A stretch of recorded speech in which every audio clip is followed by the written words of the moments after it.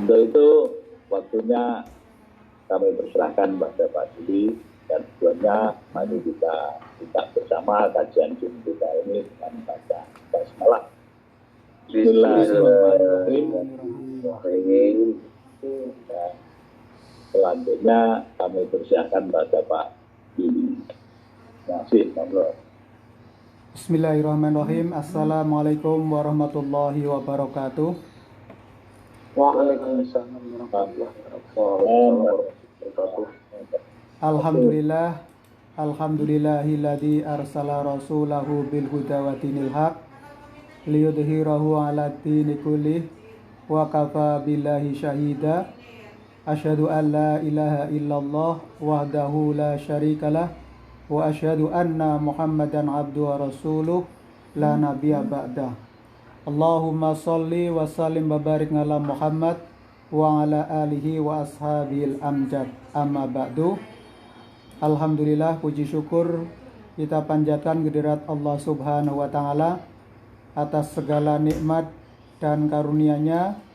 Kita pada malam hari ini bisa bersilaturahim, bertatap muka melalui media Zoom meeting untuk melakukan pengajian rutin malam stone. Tema yang diberikan oleh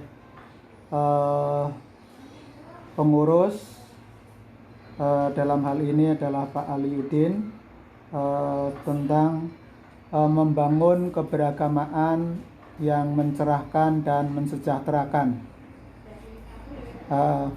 Berangkat dari suatu kondisi masyarakat yang saat ini terus berkembang di tengah-tengah kita, maka kita perlu mengangkat tema ini. Tema ini juga pernah disampaikan oleh pimpinan pusat, Bapak Ketua Pimpinan Pusat, Profesor Haidar Nasir, tentang beragama yang mencerahkan dan saya menambahkan mensejahterakan. Karena mestinya umat beragama, khususnya agama Islam itu nilai-nilai yang terkandung di dalam ajaran Islam itu adalah harus mencerahkan. Jadi bagaimana kita beragama yang seharusnya mencerahkan? Karena ajaran agama berusaha membimbing manusia ke puncak kemanusiaannya, yaitu suatu sikap, perilaku, perbuatan yang selalu mendatangkan manfaat akan adanya kehidupan di dunia ini. Sehingga agama berfungsi mencerahkan keyakinan yang sebelumnya tersesat, yang sebelumnya gelap gulita, maka dengan beragama atau berislam yang baik, dia akan tercerahkan. Jadi beragama Islam ini adalah bisa merubah yang dulunya durjana, dulunya adalah ahli bermaksiat, tapi karena adanya hidayah dari Allah Subhanahu wa taala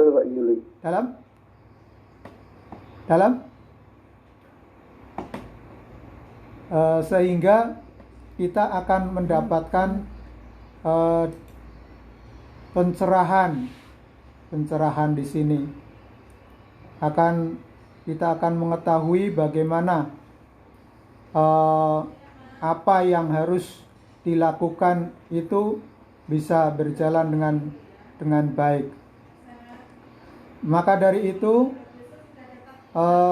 beragama itu harus mencerahkan kepada kita sekalian. Mencerahkan di sini adalah adanya hidayah, adanya jalan yang diberikan oleh Allah. Jadi yang dulunya masyarakat atau orang yang tidak beragama ini adalah dalam kegelapan, Islam yang datang di tengah-tengah masyarakat ini adalah untuk menciptakan, untuk melakukan perubahan-perubahan. Yang pertama adalah kaitannya dengan akidah, yang kaitannya dengan terbukanya pintu-pintu hati yang dulunya tertutup. Sehingga kalau orang kafir itu adalah orang yang tercover itu tertutup hatinya sehingga tidak terbuka hidayahnya. Nah, Islam itu adalah mencerahkan. Ajaran-ajaran Islam itu mencerahkan. Betul-betul mencerahkan. Kalau kita tinjau ayat-ayat Al-Quran, kita senantiasa diseru untuk mensucikan jiwa kita. Jadi pencerahan jiwa, pencerahan hati, pencerahan diri, pencerahan pikiran, pencerahan perilaku, sehingga dia akan mempunyai apa yang dia lakukan, apa yang diperbuat itu senantiasa di dalam hidayah ataupun lindungan dari Allah Subhanahu wa Ta'ala. Nah, maka disinilah nilai-nilai ajaran Islam yang bisa mencerahkan kita. Kita dulunya tidak mengetahui apa-apa, tidak mengetahui tentang bagaimana yang seharusnya. Barangkali manusia memang mempunyai, dianugerahi oleh Allah Subhanahu wa Ta'ala akal pikiran, sehingga dia bisa melakukan sesuatu, sehingga dia bisa memberikan apa yang dia dapatkan itu bisa membentuk dirinya. Tapi dengan pikiran yang dia dapatkan, memang manusia bisa menentukan kebenaran.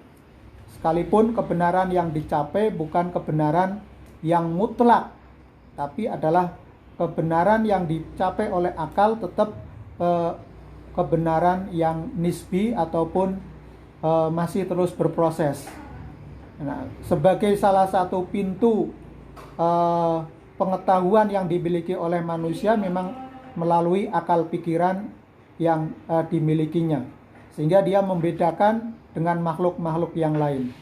Selain akal, di dalam diri manusia adalah mempunyai atau jiwa atau hati yang kalau tadi akal itu nanti berkaitan dengan pemikiran, apa yang dia pikirkan, tapi di sisi itu adalah ada jiwa, di mana jiwa manusia ini adalah justru yang akan menentukan baik buruknya atau segumpal darah yang namanya hati inilah yang akan bisa tercerahkan. Dari kalau ayat seperti dalam surat Sabihis, di situ kita diseru untuk membersihkan jiwa kita, membersihkan hati kita, supaya kita akan mendapatkan nikmat yang lebih besar. Nah, di sisi yang lain memang di dalam kenyataan sosial sering terjadi yang terkait dengan penyimpangan akidah. Maka penyimpangan akidah ini adalah satu bentuk kemungkaran. Hanya persoalannya adalah apakah kita memerangi kemungkaran dengan kekuasaan atau tangan kita sendiri. Nah, ini kita bisa mendudukkan dalam kerangka mana amar ma'ruf yang mungkin bisa kita lakukan secara personal atau individu, secara kelembagaan atau secara politik. Nah, biasanya banyak kemungkaran yang dilakukan secara politik ini yang mungkin perlu dan membutuhkan kewenangan yang lain, karena kita tidak, dalam konteks kita sebagai warga negara, tidak boleh melakukan tindakan-tindakan sendiri. Katakanlah kalau ada penyimpangan akidah kemudian terjadi di tengah-tengah masyarakat, kita sebagai umat beragama tidak tidak diperkenankan dalam konteks kita bernegara, kita melakukan tindakan sendiri. Istilahnya nanti main hakim sendiri. Nah, maka itu ada mekanismenya di dalam kerangka negara, kita memasrahkan, kita mengawal melalui lembaga-lembaga negara untuk melakukan, katakanlah terjadi penodaan agama. Jadi kita tidak boleh melakukannya sendiri. Nah, memang dalam konteks amar ma'ruf ya harus ada salurannya, sehingga kita tetap melakukan amar ma'ruf tetapi bukan melakukan tindakan sendiri, karena itu juga justru akan bukan menyelesaikan masalah tapi justru menyebabkan suatu konflik kehidupan umat beragama. Nah, di sini beragama kita yang mencerahkan nilai-nilai yang ada di ajaran Islam, ya ada ajaran yang tentang tasamuh, bagaimana kita bertoleransi, berhubungan dengan masyarakat ataupun dari pihak-pihak yang lain, sehingga interaksi sosial atau hubungan sosial di dalam masyarakat itu tetap adem, tetap harmonis, tetap terjaga. Nah, kita mempunyai doktrin lakum dinukum waliyadin dalam surat Al-Kafirun itu. Nah, itu sebenarnya mencerahkan sekali dalam hubungan sosial kemasyarakatan yang kita lakukan. Maka dari itu kita harus tetap menjaga bagaimana hubungan sosial ini tetap baik, dan agama kita tetap hadir di tengah-tengah masyarakat. Karena ad-din an-nasihat. Agama itu adalah nasihat. Ya, nasihat untuk rakyat biasa, nasihat untuk para pemimpin bangsa, untuk para pemegang otoritas. Ya, nanti porsinya masing-masing. Karena maka ini adalah pekerjaan dakwah yang mungkin kalau di Muhammadiyah kita punya istilahnya couplingnya sendiri-sendiri, dalam arti ada segmennya. Mungkin ada yang tarjih, ada yang tabligh, kemudian ada yang berkaitan penanggulangan bencana, kemudian ada majelis hukum dan HAM yang mungkin mengadvokasi yang kaitannya dengan hukum atau pelanggaran hukum dan tindak-tindak kejahatan. Nah, ini yang salurannya sendiri-sendiri. Kita di Muhammadiyah juga punya instrumen itu. Ya. Jadi lengkaplah perangkat dakwah yang dimiliki oleh Muhammadiyah, tinggal menggerakkan atau mengoptimalkan di sisi yang mana kita akan bisa melakukan. Pendidikan jelas kita melakukan bagaimana upaya dakwah yang mencerahkan sehingga anggota perserikatan ini mendapatkan pencerahan dari sisi-sisi dalam bidang pendidikan. Nah, penguatan-penguatan yang seperti yang kita lakukan ini ya bagian dari bagaimana agama ini mencerahkan, supaya kita tetap berpedoman pada Al-Quran dan As-Sunnah di dalam menjalankan dakwah kita. Sehingga agama ini memang mencerahkan jiwa, mencerahkan hati, mencerahkan diri kita, mencerahkan pikiran kita. Kemudian yang dengan demikian akan tercerahkan perilaku atau perbuatan kita, dan kita bisa tercerahkan masa depan yang jauh. Walal akhiratu khairu laka minal ula, walal akhiratu khairu wa abqa. Nah, maka kalau kita punya perspektif yang jauh, cara pandang yang jauh ke depan, memikir akibat dari perbuatan kita di saat ini ke depan, kehidupan akhirat, maka itu akan betul-betul mencerahkan. Nah, kemudian yang kedua, bagaimana kita beragama itu mensejahterakan. Bagaimana kita mewujudkan beragama yang mensejahterakan, tidak hanya mencerahkan saja, tetapi juga mencerahkan dan mensejahterakan. Nah, kesejahteraan ini adalah misi ajaran agama. nilai-nilai ajaran Islam luar biasa, sangat kaya akan apa yang ada di sana, yang di dalamnya. Maaf, nggak kesulitan ini. Saya harus konsentrasi dua. Iya, ini enggak. Sudah bisa masuk ya? Mohon maaf ini. Ya, saya lanjutkan, udah masuk ini yang ngantri di luar. Poin yang kedua adalah bagaimana beragama ini mensejahterakan. Sementara masalah kesejahteraan ini dilihat dari aspek ekonominya, dari sisi hukum keadilannya. Nah, dalam menjalankan kehidupan beragama, seseorang diharapkan mendapatkan pencerahan dan semakin meyakini ajaran agama. Kalau diterapkan dengan keyakinan yang benar, akan dapat mencerahkan batin spiritual dan pikirannya. Sebaliknya, jika kita mengupas lebih jauh tentang hakikat keberagamaan, bukan semakin membawa kesengsaraan bagi manusia itu sendiri, diharapkan dengan beragama yang baik dan benar akan mengantarkan seseorang mendapatkan pencerahan.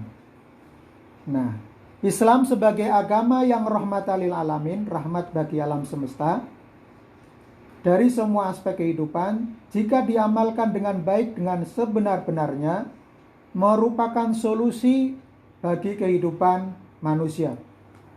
Karena Islam memang sebagai respon terhadap kehidupan sosial masyarakat ketika terjadi suatu penyimpangan dari hakikat kehidupan manusia tersebut. Jadi tadi di depan saya sampaikan bahwa Islam itu sebagai solusi, Islam itu sebagai nasihat, sehingga akan mengkritik perilaku-perilaku siapa dan apapun yang dilakukan oleh manusia ketika mereka tidak sesuai dengan nilai-nilai ajaran Islam, itu akan mendapatkan kritik sosial dari ajaran Islam itu sendiri. Oleh karena itu, masalah yang terkait dengan kesejahteraan ini adalah masalah ekonomi. Masalah ekonomi menjadi masalah semua agama. Dalam hal ini ajaran Islam banyak nilai-nilai yang mengajarkan tentang perilaku ekonomi dan upaya mewujudkan kehidupan sosial yang adil. Sehingga nilai-nilai agama bisa diamalkan dengan baik dan bisa mendatangkan kesejahteraan untuk umat manusia. Nah, sebagai contoh, dalam bidang muamalah atau ibadah yang sifatnya maliyah seperti zakat, beberapa pekan yang lalu kita sudah membahas tentang bagaimana potensi zakat, infak, sedekah, wakaf, hibah. Nah, ini yang terkait dengan ibadah maliyah. Nah, terkait dengan muamalah juga bagaimana perilaku jual beli, sewa menyewa dan lain-lain, dan tata cara muamalah yang baik dan benar yang dijalankan dengan jujur, amanah, adil dan memberdayakan.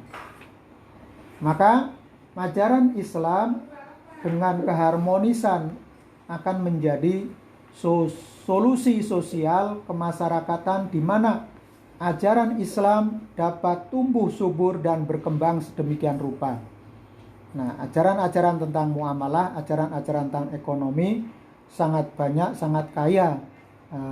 Ayat-ayat muamalah itu jauh lebih banyak daripada ayat-ayat yang terkait dengan ibadah maghdoh. Maka ibadah sosial ini yang harus dikembangkan. Namun apabila potensi umat tidak tergarap dengan baik dan sistem jaminan sosial masyarakat yang tidak dapat berjalan, maka beragama tidak dapat mensejahterakan manusia. Sebaliknya yang ada adalah permusuhan, saling bersaing dengan tidak sehat. Nah, maka ajaran Islam ini dituntut untuk bagaimana umat Islam itu ya tidak hanya tercerahkan secara spiritual dan rohaniyahnya, tapi juga tersejahterakan secara lahiriah dan material. Karena sebagian besar ajaran Islam yang terkait dengan muamalah ini dan terkait dengan ibadah ini adalah bertumpu pada kekuatan aspek ekonomi sosial kemasyarakatan. Ya, seperti zakat, infak, sedekah, hibah, wakaf, yang itu semuanya sudah kita amalkan di dalam wujud amal usaha Muhammadiyah yang tersebar di seluruh tanah air. Dan bahkan di Wonogiri kita juga mengelola tanah-tanah wakaf supaya produktif dan kembali kepada untuk meningkatkan kesejahteraan, untuk meningkatkan spiritualitas agama dan juga kesejahteraan. Nah, agenda kesejahteraan atau masalah yang kaitannya dengan ekonomi atau masalah kemiskinan, ini kita sering dengar ungkapan kadal fakru ayyakunal kufro. Saya belum sempat meneliti, mungkin para asatid, para bini sepuh mungkin bisa apakah ini ungkapan hadis yang mempunyai derajat kekuatan yang mutawatir, sehingga tapi kalau dilihat dari makna kefakiran ini adalah ayyakunal kufro, menyebabkan kekufuran. Banyak kalau seseorang benteng akidahnya itu lemah, kemudian secara ekonomi lemah, ya mudah sekali terkena erosi atau mudah sekali terkena pengaruh-pengaruh yang lain dari din ataupun agama yang lain. Maka memang perhatian Islam itu, zakat itu sebenarnya sistem sosial yang sangat tangguh itu, untuk bagaimana pemerataan itu terjadi. Ya, kemarin tidak sempat tentang bagaimana potensi zakat yang masih tertimbun belum tergali baik, sehingga pemerataan belum terjadi. Maka kondisi sosial masyarakat yang lemah, mungkin bisa saya mau share screen gimana ya kesulitan ini. Ya, nggak usah ditampilkan lah daripada nanti waktunya. Oke, nanti bisa menyusul. Jadi saya sebenarnya mempunyai slide tentang gambar-gambar kondisi sosial masyarakat yang memang harus diberdayakan, sehingga dia tidak hanya tercerahkan jasmaniah atau rohaniyahnya, jasmaniahnya juga secara ekonomi bisa teratasi. Nah, maka memang kita harus mencari solusi, karena adin, agama Islam itu adalah sebagai satu solusi terhadap realitas sosial. Tidak perlu mencari kemana-mana ya, sebenarnya nilai-nilai ajaran Islam itu sudah ada. Bagaimana solusi itu bisa kita wujudkan, kita sampaikan.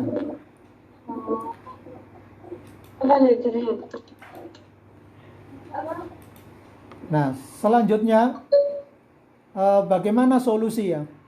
Solusi bagaimana membangun ekonomi umat sehingga kesejahteraan, jadi ajaran Islam itu memang betul-betul mensejahterakan. Ya, kritik yang selama ini berkembang adalah umat Islam itu lemah di dalam organisasi ekonomi. Ya memang karena kita sebagai umat yang mayoritas, maka otomatis angka kemiskinannya juga mayoritas. Nah, ya sebagai umat yang mayoritas, ya otomatis kalau itu ada yang terkaitan dengan kejahatan, yang kaitannya dengan kemiskinan, keterbelakangan, itu semuanya ya dialamatkan umat Islam. Maka kalau Indonesia ingin membangun Indonesia, ya membangunkan umat Islam itu sendiri, karena sebagai umat yang mayoritas, sehingga dia harus diberikan peluang. Umat Islam yang mayoritas itu harus mempunyai upaya-upaya supaya bisa menghidupi dirinya lah, katakanlah, bisa menegakkan agama secara penuh. Nah, kemarin kita habis berkorban ya, Idul Adha. Ini ya tidak lepas dari berbicara tentang kesejahteraan, keadilan sosial, bagaimana peningkatan gizi masyarakat dengan korban-korban yang kita lakukan. Baik itu kita korban melalui lembaga yang kita miliki, ataupun mungkin di masjid dan suro di lingkungan kita.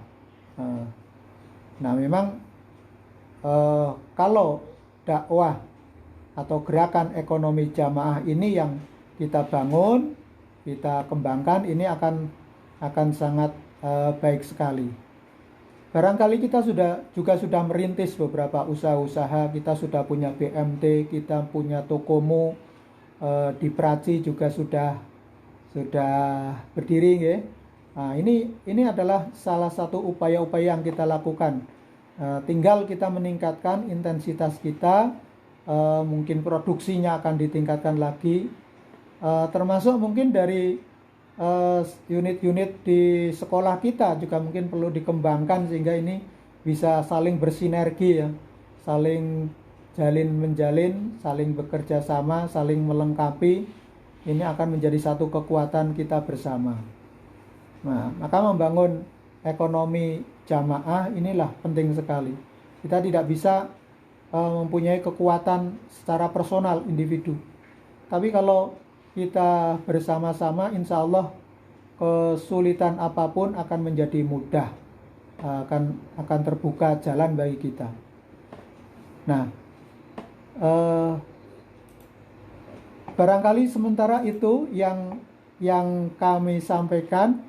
Untuk selanjutnya mungkin ada sumbang saran ataupun petuah-petuah dari para jamaah sekalian, sehingga bisa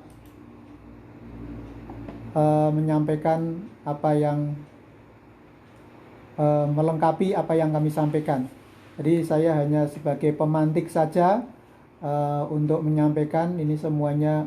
Monggo yang punya sumber referensi ataupun punya unek-unek yang bisa kita sampaikan, sehingga kita saling berbagi, saling mengisi, saling melengkapi, menjadi khasanah khas pengajian Muhammadiyah. Itu semuanya adalah menjadi ustadz, semuanya menjadi narasumber, sehingga saling melengkapi. Tidak ada otoritas tunggal, tapi kalau memang itu adalah menjadi fatwa bersama, sudah ada lembaganya. Tapi kaitannya dengan tholabul ilmi, kita sama-sama saling melengkapi semuanya. Kemudian saya kembalikan kepada Pak Aliuddin. Ini hostnya, saya kembalikan dulu kepada Pak Aliuddin.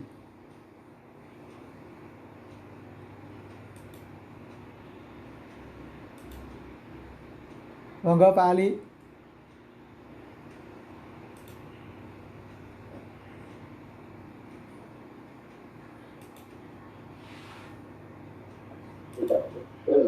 Terima kasih Pak Juli, ya, mudah-mudahan ada manfaatnya, menjadikan satu gambaran bagaimana kita harus tetap memperjuangkan dan menggerakkan Islam di Wonogiri ini, supaya Islam bisa diterima dan sesuai dengan amanat menjadi rahmatan lil alamin, mencerahkan, bisa membahagiakan. Teman-teman semuanya peserta Zoom yang berbahagia. Oke.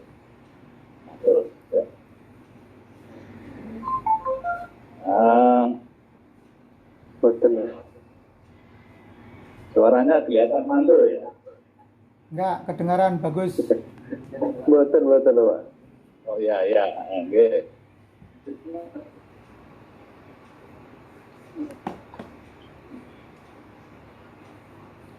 Selanjutnya waktunya disilahkan untuk kita semuanya saling sapa, memberikan masukan, memberikan pertanyaan juga bisa, dengan tetap mempertimbangkan pesan saya yang sudah punya kelompok-kelompok pengajian DOPNI sing apik ditingkatkan, yang belum punya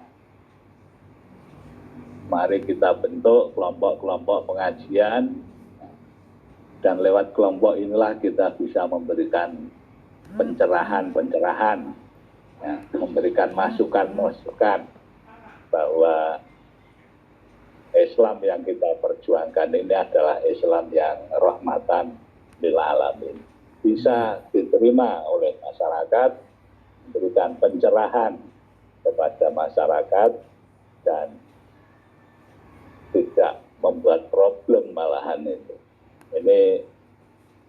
Ini supaya menjadi pemikiran kita. Sering saya sampaikan bahwa persentase Muslim di Indonesia itu makin menurun ya. Suwe-suwe entek terus diben kayak ini. Sehingga kita mulai sedikit demi sedikit meneruskan perjuangan pendahulu kita untuk bisa terus memperjuangkan, menegakkan Islam ini khususnya di Wonogiri. Mari Bapak, Ibu-ibu, Mbak Saripah yang tadi sudah mutung gerak ternyata masih tampil. Orang mutung gerak.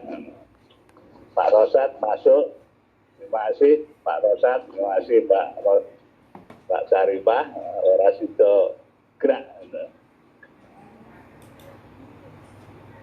Waktunya untuk Bapak-Bapak, ya, silahkan ikut memberikan masukan.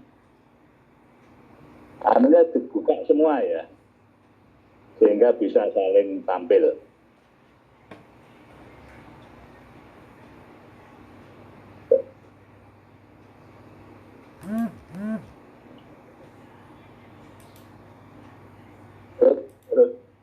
Terus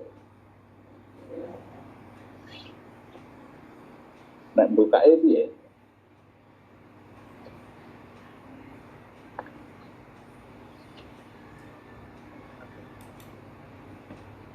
Unmute.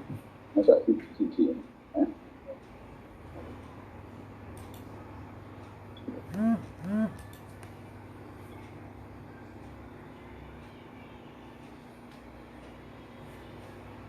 Sentuh Pak Malik.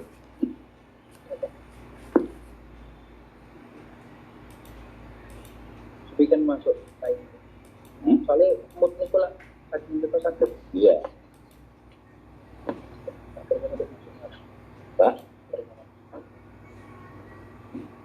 Pak Darmana aja ngusul monggo. Pak Darmana.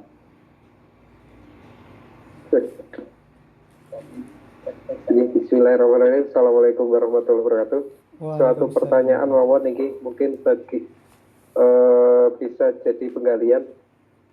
Semalam setahun kemarin bahwa musuh kita itu ternyata bertambah satu. Di Quran surat Ali Imran itu selain setan ternyata innalladzina kafaru aduwwus sadid. Itu yang pertama. Padahal fungsi kita basyiro wa nadhiro itu harus pada mereka. Sementara 80% umat Islam, itu yang 5% sampai 10% itu adalah Muhammadiyah. Ini tantangan berat untuk Muhammadiyah. Ya, pertanyaan saya itu, kalau kita berdakwah Basyiro wa Nadhiro tanpa syar'i, mungkinkah itu? Itu saja. Mungkin monggo Pak Juli atau Sinten.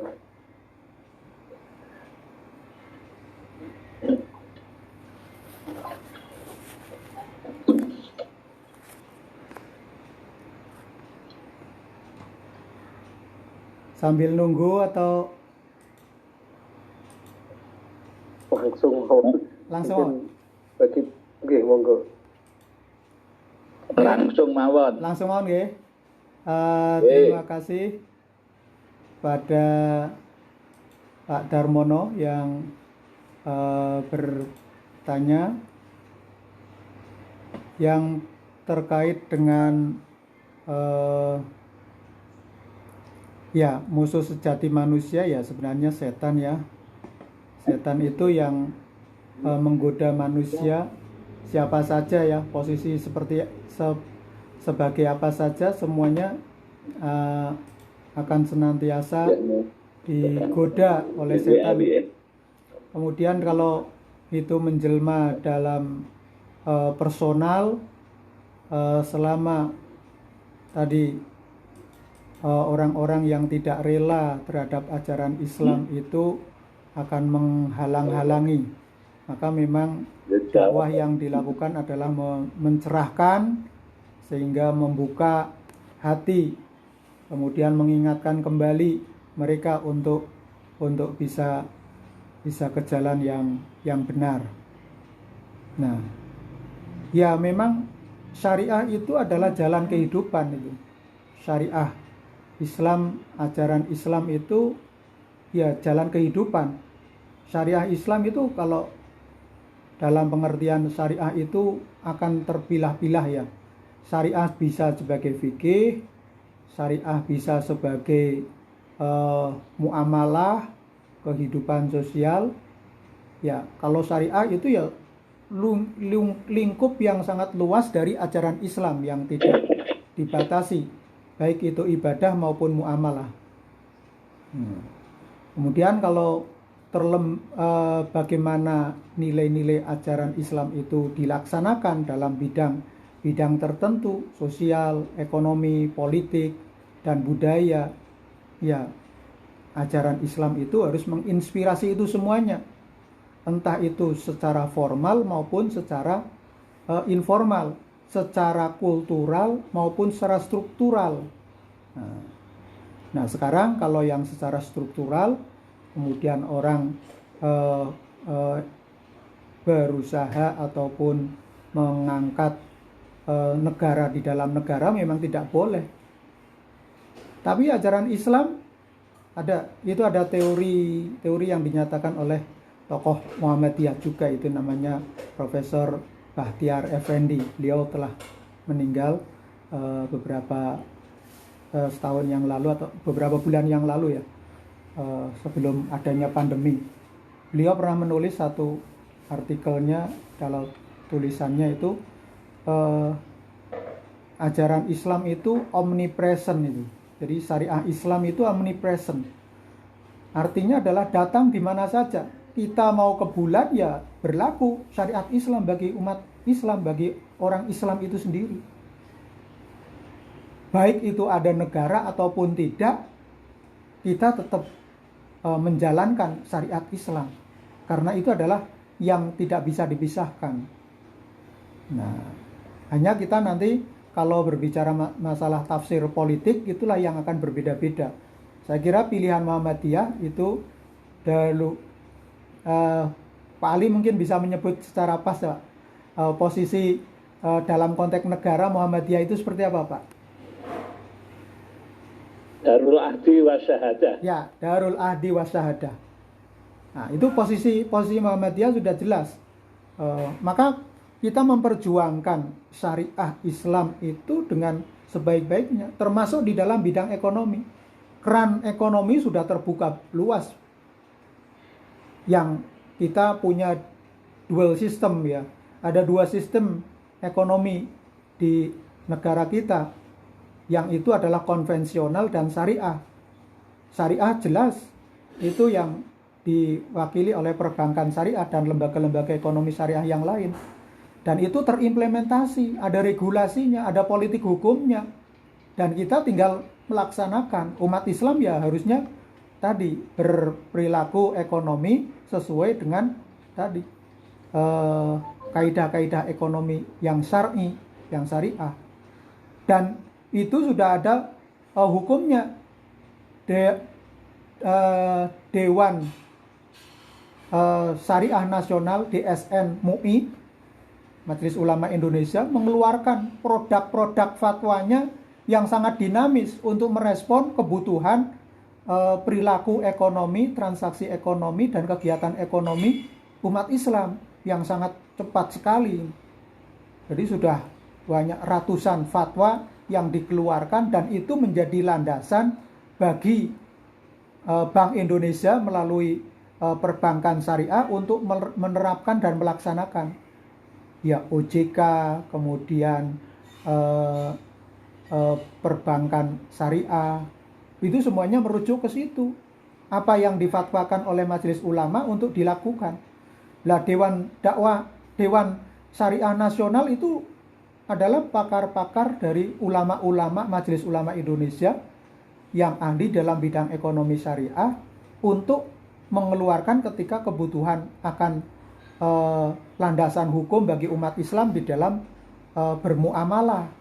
Nah, jadi kalau saya melihat bahwa 10% umat Islam ini secara, kalau 80% umat Islam, 10%-nya adalah lapisan dari jamaah ataupun warga Perserikatan Muhammadiyah, ya mungkin statistik itu benar atau tidak kita nggak tahu, tapi prinsip kita adalah bagaimana kita sebagai warga Muhammadiyah berusaha mewujudkan ajaran Islam yang sebenar-benarnya melalui gerak langkah organisasi. Nah, mungkin kalau kita berjuang tadi nafsi-nafsi ya tidak punya kekuatan. Tapi kalau kita berorganisasi, ya saya teringat dari suatu ungkapan atau itu kata-kata mutiara ya, kebaikan kalau tidak diorganisasi dengan baik akan dikalahkan dengan kejahatan. Ya, mafioso itu sangat luar biasa, rapi sekali organisasinya, maka bisa mengalahkan negara itu. Jadi kalau geng atau organisasi kejahatan itu punya organisasi, mengelolanya dengan baik, profesional, bisa mengalahkan kebaikan. Makanya kebaikan yang kita lakukan itu harus kita organisasi dengan baik supaya betul-betul bisa kita laksanakan, bisa kita implementasikan di tengah-tengah masyarakat. Sementara jawaban saya itu mungkin urun rembuk dari yang lain, monggo. Saya kembalikan kepada Pak Aliuddin. Oke, matur nuwun Pak Juli. Pak Mualim monggo urun-urun sembur. Urun nggih. Nggih. Assalamualaikum warahmatullahi wabarakatuh. Waalaikumsalam warahmatullahi wabarakatuh. Waalaikumsalam warahmatullahi wabarakatuh. Kesejahteraan yang tadi disinggung oleh Pak Yuli, baik keberagamaan internal maupun dengan agama lain, kesejahteraan dalam arti ekonomi, rumusnya sudah semua ada dalam Quran. Tinggal kesungguhan kita mempraktekannya sesuai dengan tuntunannya. Tentang keberagamaan yang pada kenyataannya kita hidup bareng-bareng dengan yang lain yang meyakini agama lain. Itu Allah berfirman dalam surat 22, surat Al-Hajj ayat 40. seandainya Allah tidak menolak keganasan sebagian manusia dengan sebagian yang lain, tentulah telah dirobohkan biara-biara Nasrani, gereja-gereja, rumah-rumah ibadah orang Yahudi, begitu pula masjid-masjid yang di dalamnya padahal banyak disebut nama Allah. Allah pasti akan menolong orang yang menolong agama. Sungguh Allah Maha Kuat, Maha Perkasa. Jadi di sini kayaknya memang sampai akhir zaman itu ya Islam itu harus berbarengan dengan yang lain. Tapi selagi orang Islam ya tetap dalam masjid menyebut mensucikan Allah, meski masjid itu tidak melulu untuk kegiatan itu, banyak fungsi masjid. Tapi inilah jaminan Allah. Jadi kalau kita kembali ke sini ya dengan orang-orang Nasoro ya baik-baik aja. Tapi kalau kita itu diusir, awalnya ayat 40 itu yaitu orang-orang yang diusir dari kampung halaman tanpa alasan yang benar. Hanya karena mereka berkata Tuhan kami adalah Allah. Amin itu kayaknya pijaan tentang keselarasan dengan agama lain. Coba dulu ya. Kemudian tentang kekuatan ekonomi. Sampai hari ini negara semaju apapun masih mendambakan yang namanya stabilitas ekonomi dan keamanan. Itu yang dalam Al-Quran ya di surat Al-Quraish. Api Quraish demi lindungi suku Quraisy, ilafihim perlindungan pada mereka, rihlah dalam perjalanannya, asyita'i di musim dingin, wasaifi dan di musim panas. Itu karena bumi Mekah yang didiami oleh suku Quraisy itu tidak menjanjikan pertanian, maka harus berdagang, berkabilah, maka disebutlah di sini perjalanan perdagangan, baik di musim dingin maupun musim panas. Fal ya'budu, maka hendaklah mereka menyembah hadzal bait, terhadap Tuhan yang menentukan Baitullah untuk kiblatnya penyembahan.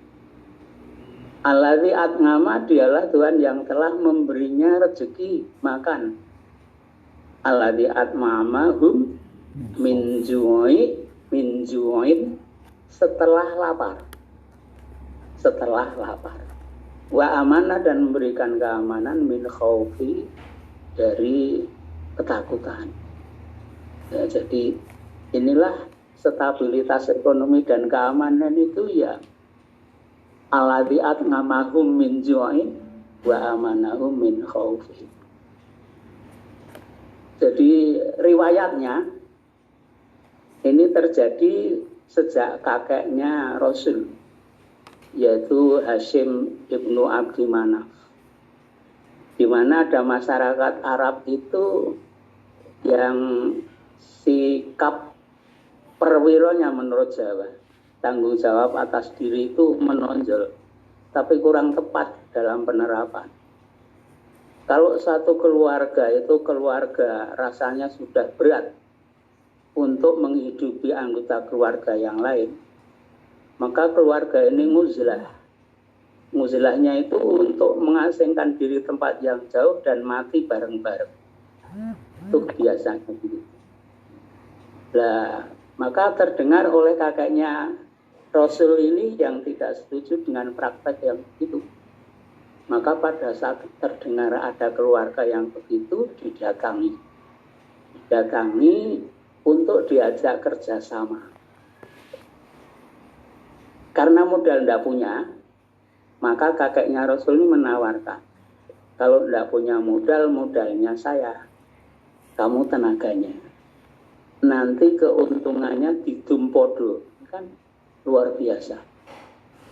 Sampai sekarang pola kerja seperti itu yang lazim, yang punya modal 60%, yang tenaganya 40%. Tapi pada waktu itu 50-50. Nah, kemudian setelah itu berjalan, ternyata praktek muzilah tadi tidak terjadi. Nah, inilah sebuah corporate. Kalau di kita ya mestinya koperasi. Nah, sekarang ini pada saat kalau ada agnia yang mungkin bisa berbuat seperti kakeknya Rasul tapi kurang terbuka pemahamannya, maka ya baitul malnya seperti lazismu dan lain-lain itu bisa digunakan. Yang penting adalah semangatnya berkooperasi yang di kita masih sangat lemah. Wonogiri ini pernah setiap RT itu mendapatkan hibah modal untuk membuat koperasi. Sekarang berapa yang masih? Bahkan belum lama ini ya koperasi-koperasi yang tidak aktif itu terpaksa dibubarkan. Ini adalah satu gambaran. Jadi marilah untuk semuanya biar survive di ekonomi ya balinya ke allati atnamahum min ju'in itu. Jadi manusia itu menurut Allah itu minjungin setelah lapar. Pengertian makan itu apa saja yang disediakan oleh Allah. Walaqad makkannakum fil ardi dalam surat 7, dan benar-benar aku telah menempatkan kamu di bumi. Wa ja'alakum fiha ma'isha, dan di dalam bumi itu aku sediakan makanan untukmu. Jadi apapun yang dikeluarkan oleh bumi itu mestinya dapat kita makan. Mbuh gembili, mbuh uwi, mbuh suwek, tidak mesti harus nasi, mestinya begitu pengertiannya. Tapi kan satu hal yang elok yang saya ingat terus pada saat saya alhamdulillah diberikan kelonggaran visa haji. Pada saat itu kan termasyhur dengan haji kelaparan. Apakah benar-benar kelaparan? Sebenarnya enggak. Orang-orang yang sambat kelaparan itu eloknya tidur itu bantalan roti, ngekep susu. Tapi kenapa dia bilang lapar? Dia bilang sampai demo, saya orang Jawa makannya nasi, saya tidak kenyang minum susu, makan roti, ini kan elok. Karena kurang pemahamannya bahwa di bumi inilah Allah telah menyediakan makanan dan kita ditempatkan. Nah, secara ringkasnya, ya marilah demi keberagamaan dengan yang lain itu juga tidak terjadi hal-hal yang tidak kita ingini. Untuk memberikan kekuatan hidup, ya marilah kita bergotong royong supaya benar-benar mendapatkan survive atau ketahanan atau ekonomi dan keamanan ini benar-benar didapatkan. Gitu Pak urunnya. Terima kasih. Nggih, matur nuwun Pak Alim. Pak Juli, halo Pak Juli. Nggih. Nggih, Pak. Itu hostnya itu masih Pak Juli. Banyak yang mau masuk enggak bisa. Iya, saya juga nggak bisa. Hah? Enggak bisa balik ke. Balik ke piye?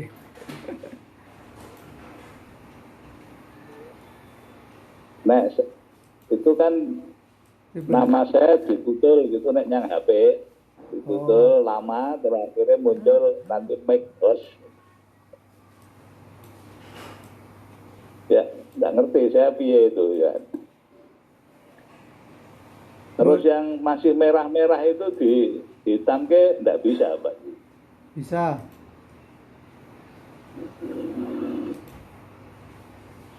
Anmut.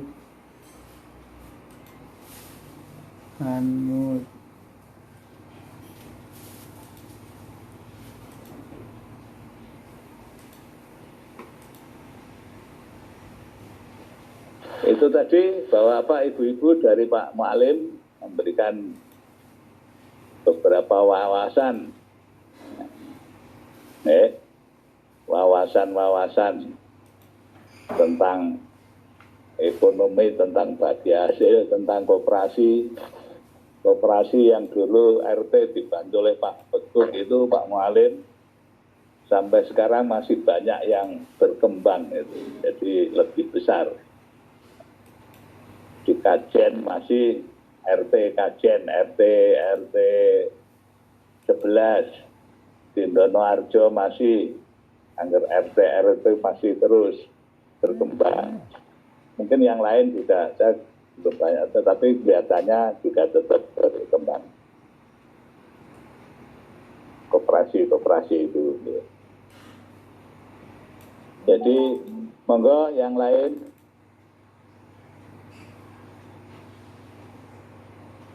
Pak Rosad, Pak Dirman,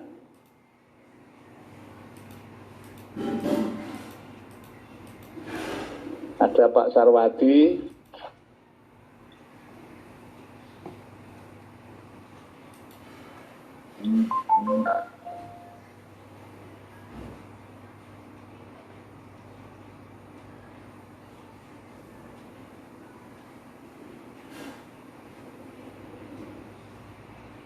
Pak Husaini, Pak Joko, monggo urun.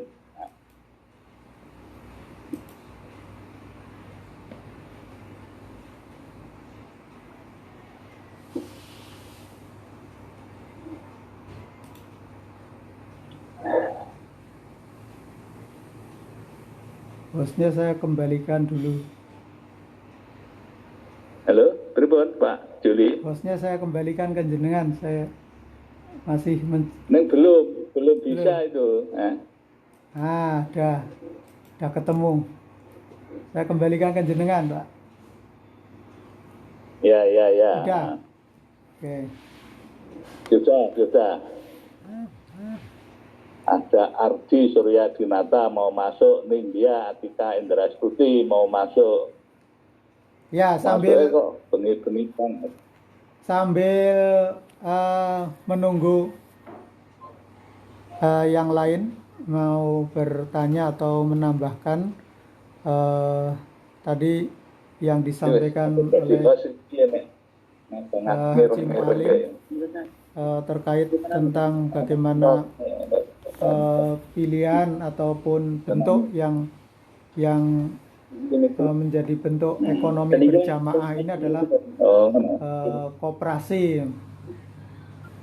Kita mempunyai Baitul Mal wa Tanwil yang mempunyai fungsi sebagai menampung berbagai macam menerima pengelola sebagai posisinya sebagai amil seperti zakat atau mungkin sebagai nadir wakaf yang dikelola dengan baik sehingga kebaikan orang ini tetap bisa dimanfaatkan dan bisa dikembangkan.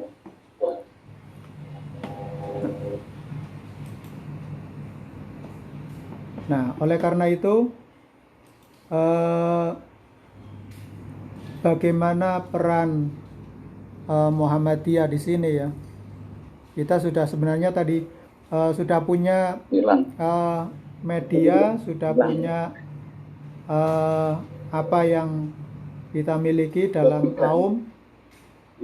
Tinggal kita bagaimana mengoptimalkan secara bersama-sama menjadi satu kesadaran kita bersama-sama untuk membangun ekonomi umat, untuk membangun tadi bagaimana beragama yang mensejahterakan. Jadi tidak hanya berhenti pada mencerahkan, tapi beragama kita adalah yang mensejahterakan. Jadi Islam itu ya sebagai solusi dalam semua masalah kehidupan. Karena dinul Islam itu adalah sebagai nasihat. nasihat yang tentunya nasihat untuk mencari solusi yang terbaik.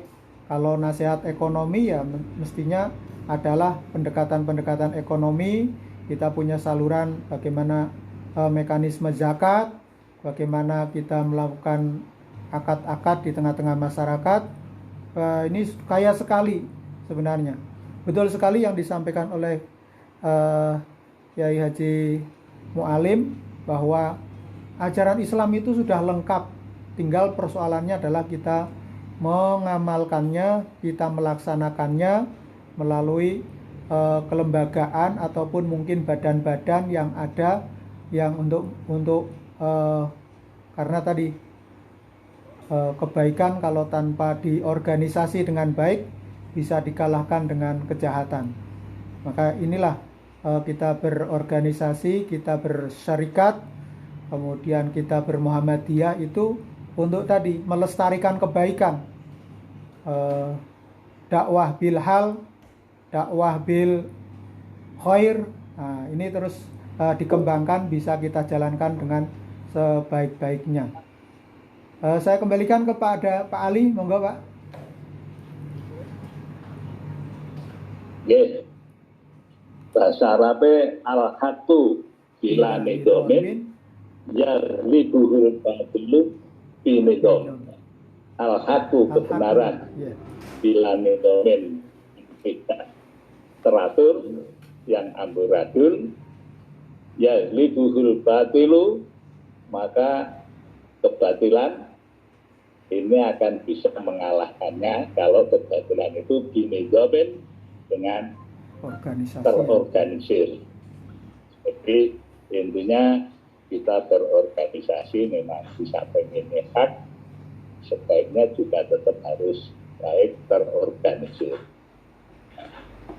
Itu yang pertama. Kemudian nomor yang lain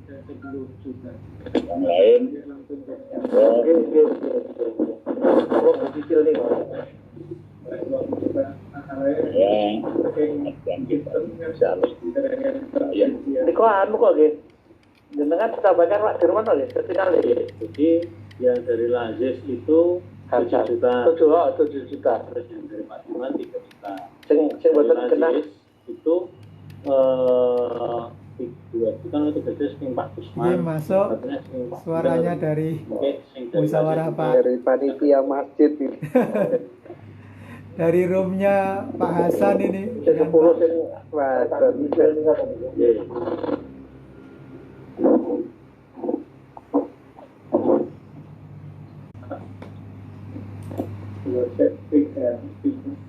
oh, sing dosan iki. Oh ya, ke Pak Johari no, lewat lagi sini. Pak Usman karo Pak Johari. Pak Rohmat ini Pak, lewat Pak Rohmat. Imut Pak Rohmat. Pak Rohmat di Putri Pak. Sengaja masuk Pak Rohmat. Pak Rohmat suaranya masuk. Mau rapat menika. Oh, nggih. Rapat masjid. Nggih, yang lain aja, yang lain. Enggak, Pak Dirman berarti ya sedang rapat. Bapak sekalian, itulah kajian. Pak Dirman dari rumah Pak. Oh, dari rumah. Ya, Monggo, Pak Dirman dari rumah. Pak Dirman.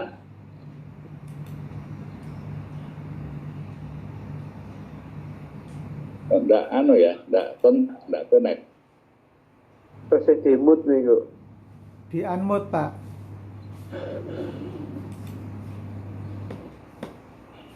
Ya, tak cek Pak Dirman. Oke.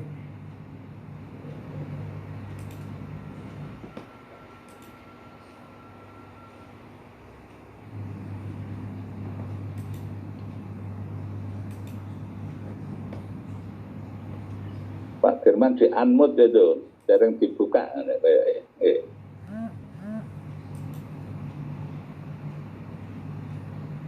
Itulah bapak-bapak, ibu-ibu yang masih ikut berpartisipasi dalam kajian Malam Seton lewat Zoom ini.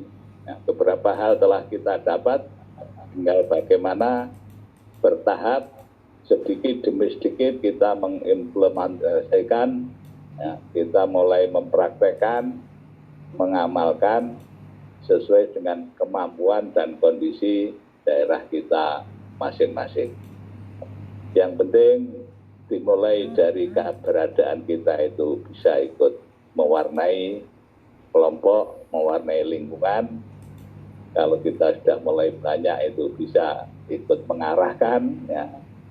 Tidak hanya mewarnai tapi bisa mengarahkan.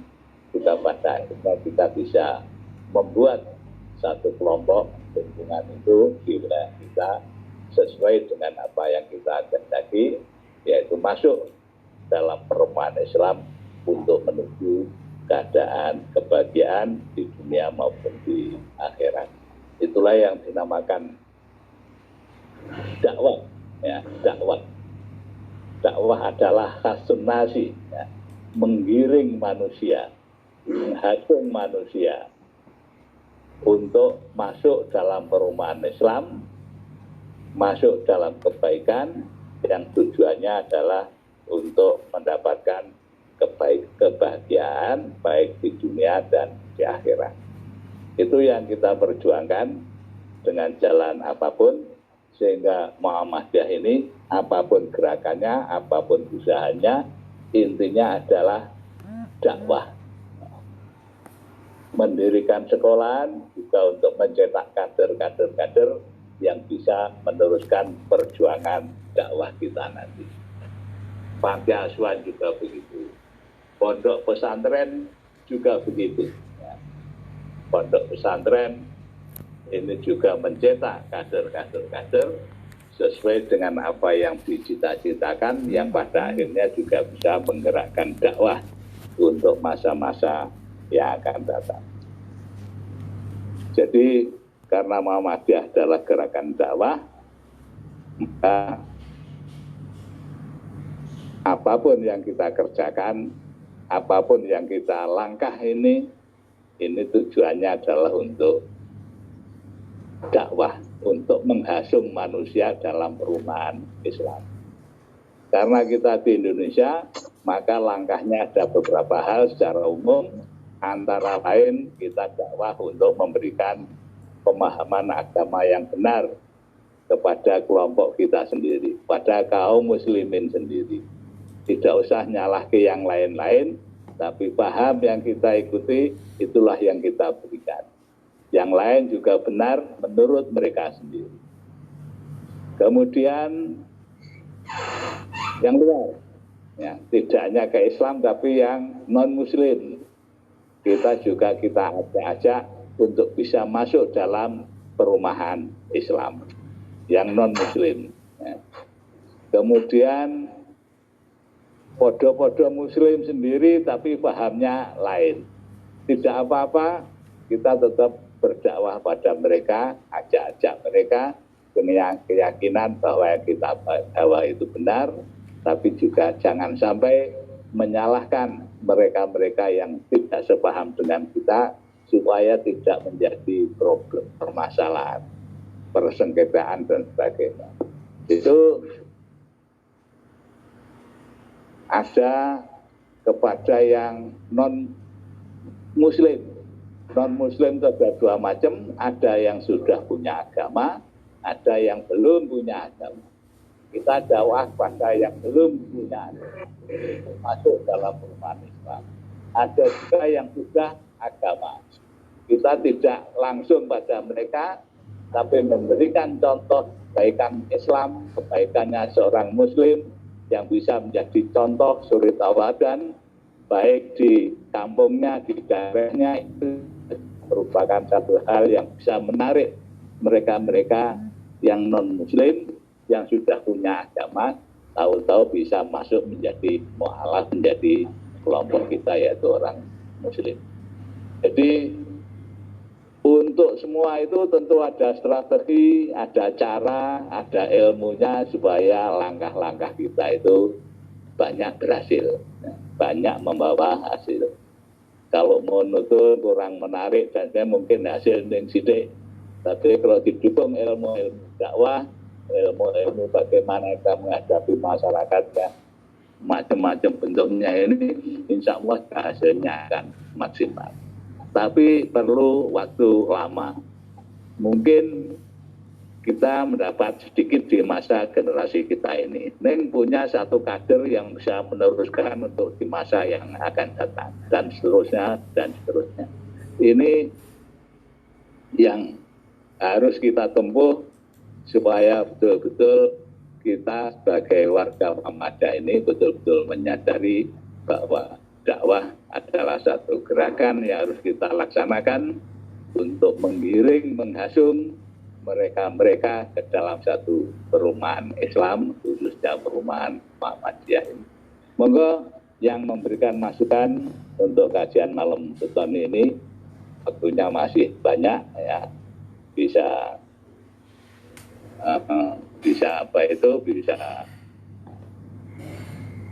diberikan masukan-masukan ataupun tambahan-tambahan atau pertanyaan-pertanyaan yang mudah-mudahan ini bisa menambah wawasan kita bagaimana sehingga kita harus bersikap untuk menyebarluaskan agama Islam ini, karena menjadi tanggung jawab kita. Habis itu dulu waktu khutbah wada sudah ada timbang terima ya. Jadi pada umatnya waktu itu ditanyakan apakah sudah sampaikan tugas-tugas saya itu dijawab oleh para umat yang ada pada waktu itu bahwa beliau Nabi sudah menyampaikan apa yang menjadi tugasnya. Qalu bala. Kalau itu sudah saya sampaikan pada kalian, maka menjadi tugas kalian, generasi kalian untuk menyampaikan kepada generasi yang berikutnya. Dari generasi yang berikutnya menyampaikan kepada yang berikutnya lagi sampai kepada generasi kita yang sekarang ini. Dan kita juga punya tugas generasi kita sekarang ini untuk menyampaikan risalah ini kepada generasi-generasi yang akan datang. Begitulah dari generasi ke generasi, terus risalah Islam ini kita sampaikan dengan membuat kader, dengan membuat terobosan, membuat cara, dengan amal usaha, dengan macam-macam, supaya risalah ini tetap tersampaikan dari generasi ke generasi berikutnya dan seterusnya. Monggo yang lain, Bapak, Ibu-ibu, urun rembuk untuk lebih baiknya kajian malam stone ini, sehingga makin lama ya situasinya makin lebih baik. Pak Dokter niki pripun Pak Dokter Irman yang tadi sedang OTW sudah masuk. Pak Malin nambahi Pak. Niku Pak Dirman kok mboten connect pripun nggih?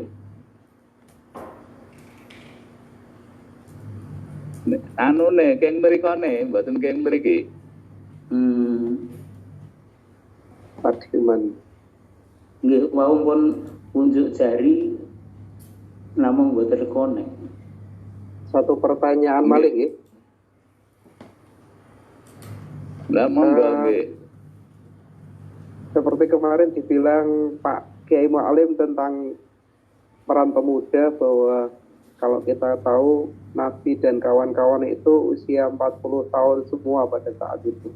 Kemudian selama 10 tahun berjuang di Mekah, tapi pada usia menep 50 tahun ke atas baru perbaikan batin.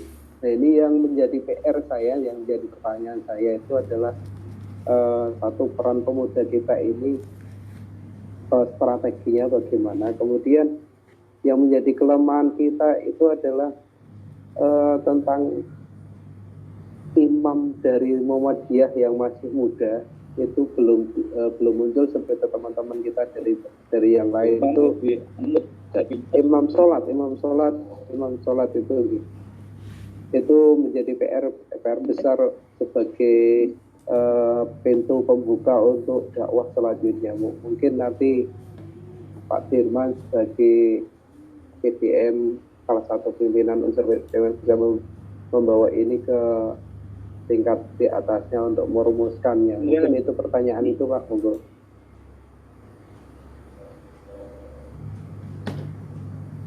Oke, sudah bisa. Alhamdulillah. Bun, sudah bisa Pak Dirman? Sampun, Saya nggak bisa. sampun. Nggih. Nggih, Bun, banter banget nih. Pripun? Lah nggih maringi sembur-semburane. Oh, oke. Ngapunten niku wae. Baik, makasih. Assalamualaikum warahmatullahi wabarakatuh. Waalaikumsalam. Waalaikumsalam warahmatullahi wabarakatuh. Baik, yang pertama terkait dengan materi yang telah disampaikan Ustaz Julianto tadi yang bagus sekali, keberagamaan yang mencerahkan dan mensejahterakan. Yang pertama, memang beragama itu harus mencerahkan. Kalau itu sudah cerah pikirannya, itu bertauhid kepada Allah, maka sejahtera, baik itu hartanya akan banyak ataupun sedikit. Nah, jadi dalam konsep sejahtera itu tidak semata-mata materialistik, tetapi juga konsep jiwanya yang tenang. Maka kalau kita lihat, banyak orang yang tidak bergelimpang harta karena tercerahkan oleh agama, yang menjalani hidup ini dengan kebahagiaan. Nah, itu satu hal yang substantif yang tidak kelihatan secara materi. Tapi ada satu ungkapan, kata fakuru ayyakuna kufran, hampir-hampir kefukuran, itu menjadikan kekafiran. Hampir-hampir kemiskinan, kefakiran, fakir, segala orang yang sangat-sangat butuh, itu hampir saja membawa kepada kekufuran. Tapi tidak semua yang fakir, orang yang miskin itu menjadi kufur. Ini satu hal yang perlu kita difikirkan. Tetapi dalam konteks sosial, ketika itu banyak orang yang fakir dan miskin, maka biasanya peluang kejahatan-kejahatan, kriminalitas itu akan tinggi. Tetapi jika itu memiliki faktor keberagaman yang kuat, ya kriminalitas itu tidak tumbuh dan berkembang. Namun dalam kajian sosiologi, ada kajian sosial atau patologi sosial, bahwa ketika itu banyak orang-orang yang tidak memiliki kemampuan secara materi, itu kadang menumbuhkan problem ataupun problem-problem sosial. Maka disinilah peran agama di samping mencerahkan secara pikiran, walaupun kekurangan harta tidak berbuat kejahatan, namun kita lihat pula sebagian orang yang memiliki bergelimang harta karena belum tercerahkan oleh agama, tetap saja dia itu berperilaku buruk, bahkan menentang hukum Allah. Nah ini, maka mencerahkan dan mensejahterakan itu satu hal yang sangat melekat. Namun faktor yang terpenting itu adalah kecerahan batinnya, kecerahan pikirannya. Maka itu kehidupan apapun, maka akan ia lalui dengan sebaik-baiknya. Maka kalimat qad aflahal mu'minun, nah firman Allah yang sangat ringkas ini, sungguh berbahagia orang-orang yang beriman. Nah ini sangat penting sekali terkait dengan keimanan, itu akan membawa kebahagiaan. Maka ada satu hadis, halawatul iman, manisnya iman itu. Nah, salah teman kunasi wajata halawatul iman. Dan tiga, kalau orang itu tidak bisa melakukan, maka tidak bisa merasakan manisnya iman. Itu kan juga terkait dengan sejahtera. Jadi dengan demikian, kecerahan itu akan membawa kesejahteraan. Apapun kondisinya, baik ekonomi kuat ataupun tidak. Itu yang pertama. Kemudian yang kedua, terkait dengan menguatkan ekonomi umat supaya tidak tumbuh patologi sosial atau penyakit sosial yang kompleks. Memang di Indonesia itu ada satu bentuk koperasi. Tetapi koperasi itu hanya undang-undang, tidak melindungi rakyat kecil. Apa buktinya? Ketika itu undang-undang koperasi dilahirkan, pemerintah berapa membantu koperasi dibandingkan membantu para konglomerat itu. Nah, bank itu yang korporasi yang sudah dijual sahamnya ke orang-orang di luar negara sudah berapa persen, dan akhirnya BI pun menguncurkan dana likuiditas ke bank itu berapa triliun. Nah sementara untuk menguncurkan koperasi berapa persennya? Nah, maka disinilah perlunya keberanian samping untuk merubah aturan itu sendiri. Yang kedua ya kekompakan umat Islam untuk saling ta'awun, tolong menolong dalam konsep koperasi yang baik. Tetapi problem koperasi tidak sederhana, yakni akan mengembangkan sektor perbankan dibatasi aturan. Nah, ini menjadi problem. Nah, itu yang kedua. Kemudian yang ketiga, apa disampaikan Pak Darmono dan juga Pak Ali, Ustaz Ali, terkait dengan masalah generasi ke generasi. Ya, ini kita sangat prihatin di zaman sekarang ini, khususnya pemuda ataupun anak-anak muda. Nah, ini memang menjadi tantangan dengan zaman digital seperti ini, sifat silaturahim yang berbentuk kontak fisik dan juga yang terkait dengan kajian-kajian keagamaan seakan-akan tidak begitu menarik berkumpul. Seakan ia punya prestis kalau sudah buka, mungkin, dan pembicara-pembicara yang sudah berkelas nasional. Tapi kadang itu tidak mengangkat dalam kehidupan lingkungan. Nah, ini menjadi problem. Ya. Terkait dengan itu pula, problem kaderisasi terkait dengan baca tulis Al-Quran jadi pokok dan penting dalam kehidupan Muhammadiyah. Tidak ada para tokoh Muhammadiyah di pusat itu yang tidak mampu membaca Al-Quran. Nah, mesti mampu. Karena apa? Disitulah sumbernya agama. Sehingga menjadi penting untuk tumbuhnya cinta Al-Quran. Jangan dikira para pimpinan dulu itu bukan ahli qiraat. Kiai Ibrahim, pimpinan pusat Muhammadiyah dulu, itu juga ahli qiraat. Nah, namun seakan-akan di Muhammadiyah perang itu perhatian. Dan menjadi satu kendala, maka apakah itu khusus di Wonogiri atau di luar? Namun saya kira kalau di luar Wonogiri sudah ada perkembangan. Nah, di Wonogiri mungkin masih perlu tantangan itu untuk dijawab. Yakni adanya kursus-kursus baca Quran, kemudian menggalakkan generasi muda mencintai Quran. Nah, ini menjadi kritik kita bersama. Nah, untuk di tingkat PDM, yakni adalah bagaimana teman-teman, saudara-saudara kita atau teman-teman kita atau adik-adik kita yang berada di pemuda, kapan kajian keagamaannya itu secara serius. Nah, bukan hanya kajian yang melangit, tetapi begitu yang bisa diimplementasikan. Atau juga wacana-wacana yang dasar. Atau juga sudahkah dia itu barangkali satu kajian, satu kitab selesai. Misalnya Bulughul Maram, dari awal sampai akhir. Kitab fikihnya, sholatnya itu dipelajari dengan sungguh-sungguh. Bagaimana ketika wudunya. Itu seakan-akan belum begitu menarik. Ya, karena ini jadi tantangan kita bersama untuk bisa menggugah generasi muda untuk bisa mengkaji dinul Islam yang dasar-dasar itu. Sehingga nanti akan tumbuh pemikiran lebih lanjut. Kadang melompat, pikiran dasarnya tidak dilalui, namun pikiran yang meloncat.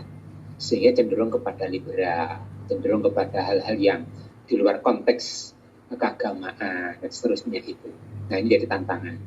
Nah, terima kasih dari Pak Darmono, dan menjadi pemantik untuk bisa memperhatikan keterangan regenerasi yang akan datang. Nah, itu saya kira terkait dengan Ustaz Julianto sangat bagus pematerinya. Nah, terima kasih dari saya. Dan terakhir, kalau bicara tentang tadi itu keberagaman yang mencerahkan dan mensejahterakan, sekali lagi yang sangat mendasar itu adalah tentang pikiran. Kalau pikirannya sudah mindsetnya terbuka, itu akan bergerak lebih lanjut. Tapi kalau pikirannya jumur, tidak akan bergerak. Nah, itulah kalau kita lihat apa yang dilakukan Kiai Ahmad Dahlan, itu adalah mencerahkan, mengajak berpikir dan berkembang. Kalau kita rujuk ke belakang, bagaimana Muawiyah, kemudian Abbasiyah, khilafah Abbasiyah dan khilafah Muawiyah. Jangan takut menyebut khilafah, nanti jangan kira itu radikal, tidak itu ya. Memang itu sejarah gitu. Apalagi kalau khalifah Abu Bakar, tidak apa-apa juga. Nah, itu khilafah, kekhalifahan Abbasiyah dan Muawiyah, kemajuan maju itu tentang sains, itu karena dibuka pikirannya. Nabi Muhammad SAW membuka pikirannya. Kemudian itu para sahabat terbuka pikirannya. Maka menjadi maju. Inilah satu hal beragama yang mencerahkan dan insya Allah akan mensejahterakan. Terima kasih. Assalamualaikum warahmatullahi wabarakatuh. Waalaikumsalam warahmatullahi wabarakatuh. Terima kasih Pak Dirman. Angan-angan saya itu malam-malam pada Isya ini perlu kita isi dengan kajian. umpamane khusus bab tafsir Suaranya hilang. ya. Suaranya jadi malam apa kita ambil tafsir. Yang lain kita ambil Fikih. fikih dengan segala persoalannya. Ya, yang ngajine itu ngajine ya apa? Tematik. Ngajine tenanan. Lewat Zoom karena situasi. Nah ini mari kita susun sehingga malam-malam paling tidak ada 2 kali, 3 kali dalam seminggu, termasuk 4 kali dengan malam Sabtu yang umum ini, sehingga kita bisa memberikan satu apa itu namanya ilmu sesuai dengan konteks-konteksnya dan sesuai dengan kelompok-kelompokkan. Kalau ini kan mau judi, ya, ada judulnya. Kalau judul itu kelompok fikih, ada kelompok tauhid, ada kelompok tafsir, ada kelompok hadis. Ini yang penting-penting untuk dipelajari. Nah, monggo itu disusun dan kita bisa ngaji lewat Zoom.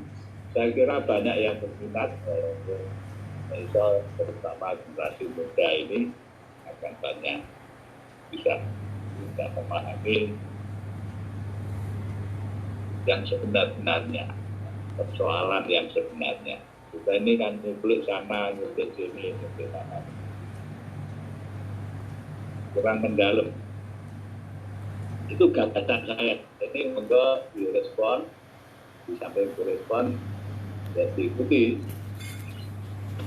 lewat Zoom ini. Akan banyak manfaatnya dan jangkauannya bisa jauh. Rapati akan karena kita bisa ngaji dari rumah kita masing-masing atau dari tempat kita masing-masing. Atau kalau di rumah tidak ada, kita golek sengaja wifi untuk supaya kuotanya itu tidak begitu boros.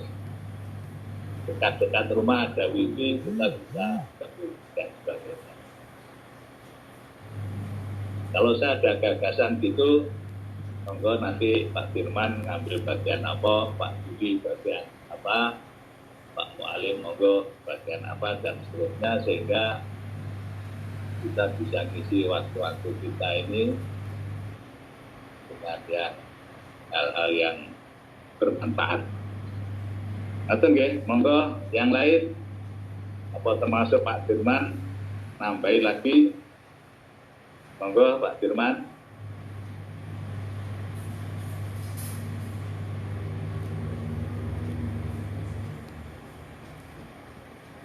Ya, macet gini.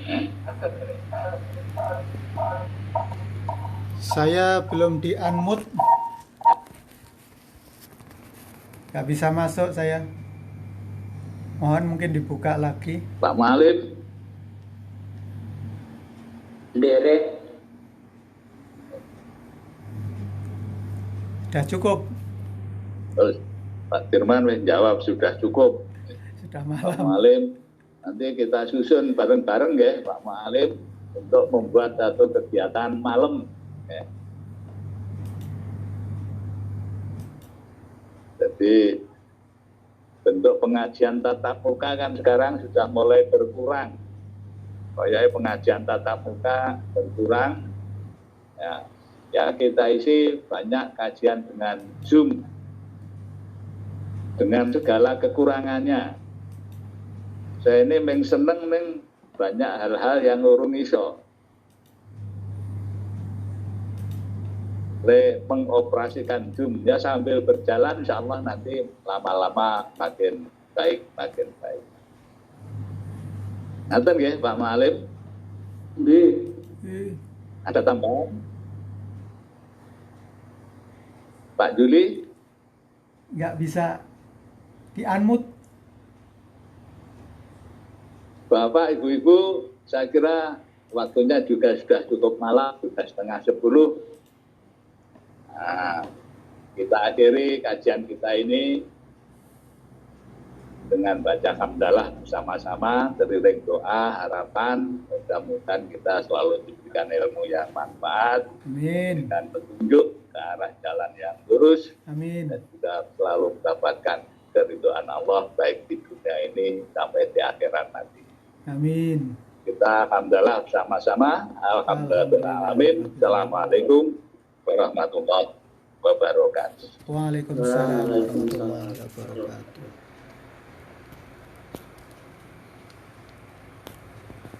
Ya, terima kasih kami sampaikan kepada seluruh pemirsa karena Zoom sudah selesai. Semoga kita kembali berjumpa pada episode berikutnya. Assalamualaikum warahmatullahi wabarakatuh. Salam Mbak Nur. Assalamualaikum. Kita ketemu lagi.